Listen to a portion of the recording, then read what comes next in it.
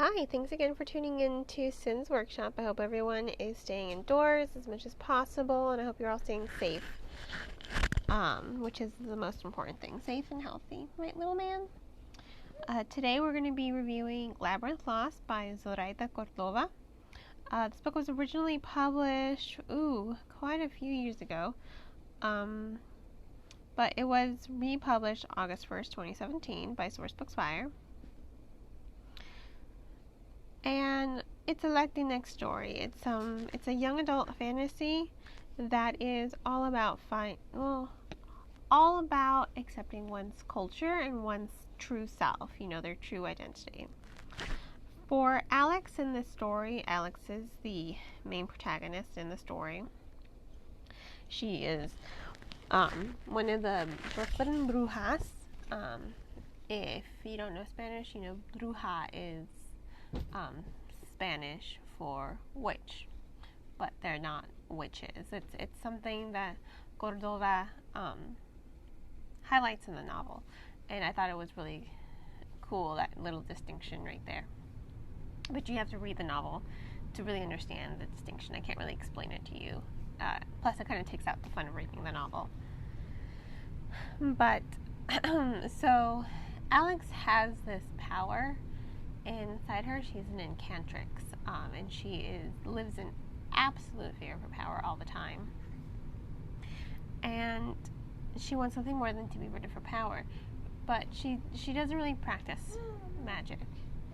Ooh, my son right here, joining me today.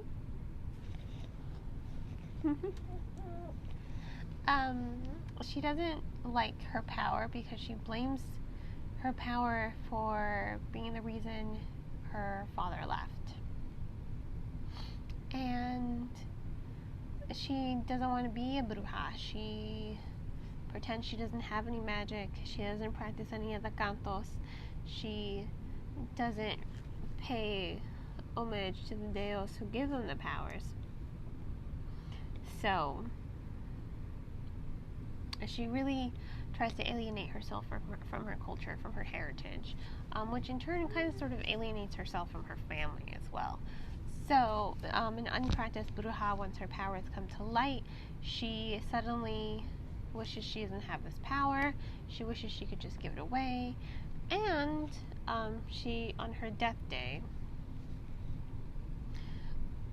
what she does is she says a canto, which is a spell, canto, incantation. You can see the similarity there. Pretty sure canto is Spanish for spell. You're gonna have to forgive me. I'm what you would call a bad Mexican. My Spanish isn't that good. I can understand it, but for me to define anything in Spanish, I would be the worst person to go to. But as for the story, what was really interesting is she uses this canto to rid herself of her power. But in doing so, an evil witch called the Devourer, who's centuries old, she ends up stealing her entire family because she wants Alex's power. So Alex, makes a deal with a bad boy brujo to go to Los Lagos, which is where her family is. It's like a mystical land. So they go through a portal, and it becomes this adventure of Alice in Wonderland. And I thought that was very cool, because she does go through a hole in the ground. She does end up in this mystical land, and there is even a tea party in the novel, which I thought was very cool. But she's so reluctant to use her power. So on this journey, she kind of discovers what she can do with this power, all the good she can do with her power. And it takes her, the entire novel is her journey until she's able to rescue her family from the Devourer. All right, little man? And I thought it was very clever how the story was constructed. I love the pacing of it. And Alex grows. In fact, they all grow. Nova grows. Alex grows. And her tone is just so, she's so fearful. She's so reluctant to be this bruja.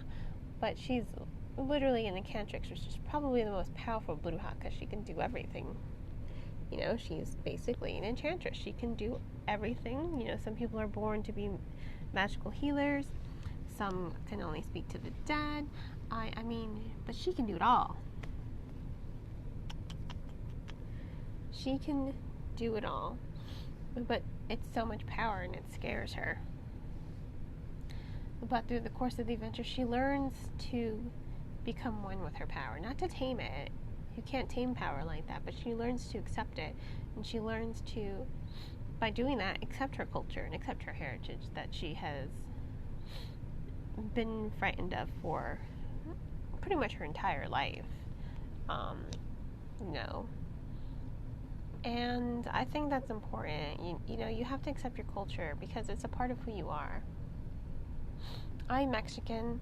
You know, I celebrate Dia de los Muertos. So I think it's important to know where you come from, always. And it's important to acknowledge it. Even if you don't want to acknowledge it, it's always important to acknowledge it. Right? Yeah.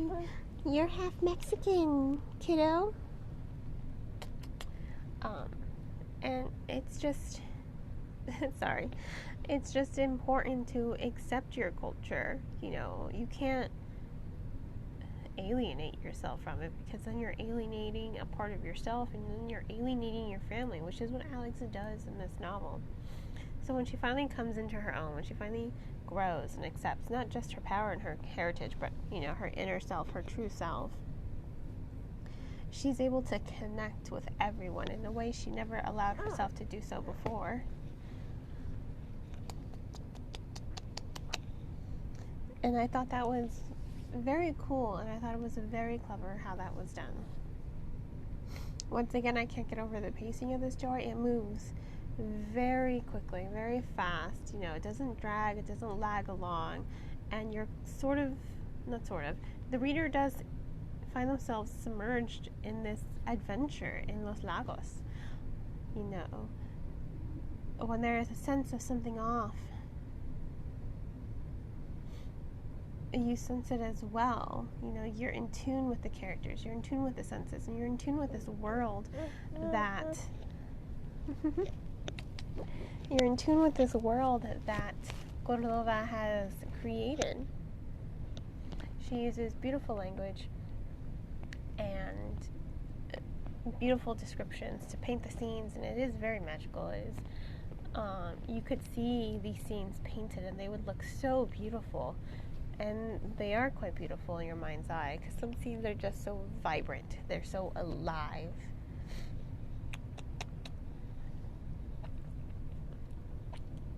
And the way she reconciles Alex with her family, I thought it was very, very thoughtful.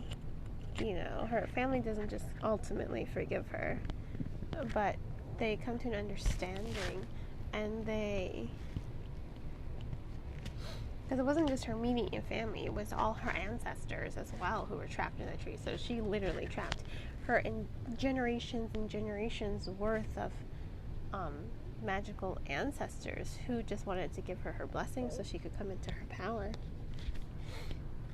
And I also have to say this, I love that there's no love triangle. The dynamics between the three characters, it's very well thought out. It's not cliche. It's actually quite unpredictable how it develops, and you're sort of left wondering like, oh, I didn't see that coming. And it was unique in how it was structured and how it was stylized and how these dynamics between the three characters sort of develops and flourishes and comes to life.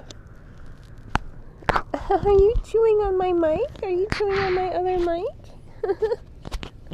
Oh, little man, you can't do that. Sorry about that. Here's a teddy bear for you. Chew on it. And I'll get you a pacifier in a second. Sorry again about that. Anyway, I thought it was a really good story, and I really did appreciate it. And as a Latina, I also appreciated the Latinx culture. You know, I appreciated the language choices. I appreciated the tone as well. So I have to give this book, I think I gave it 5 stars, or 4. It's up there. I don't have my notes in front of me, unfortunately, at the moment, but I did give it at least 4 stars because it was a very good story, and I love the Latinx culture, and I love the fact that these are Latina characters. You know, they're all Latinas. You know, and I love how Córdova celebrates Latin culture with this novel. And I think, you know, as a Mexican, I appreciated it. So I think anyone who loves fantasy, who loves magical realism, who loves their culture to be celebrated, I think this is definitely a novel that addresses all of those. And I definitely think everyone should read it. So I thoroughly recommend this, and I hope you go ahead and check it out. Please remember to support your local bookseller if you're unable to because of money constraints. I'm pretty sure this novel is at your local library. You can get a digital audiobook cover. You can get a audiobook. If you have a Scribd membership, I think it's on Scribd as an audiobook, and it might even be on Scribd as an ebook if you prefer ebooks. But I definitely thoroughly recommend it. Please just don't go buy the book on Amazon. Please support your local bookseller, whether it's Barnes & Noble or a small indie bookseller. Please remember to support them in this time of need. Once again, I hope everyone's having a wonderful day. Please remember to stay indoors and stay safe. Happy reading!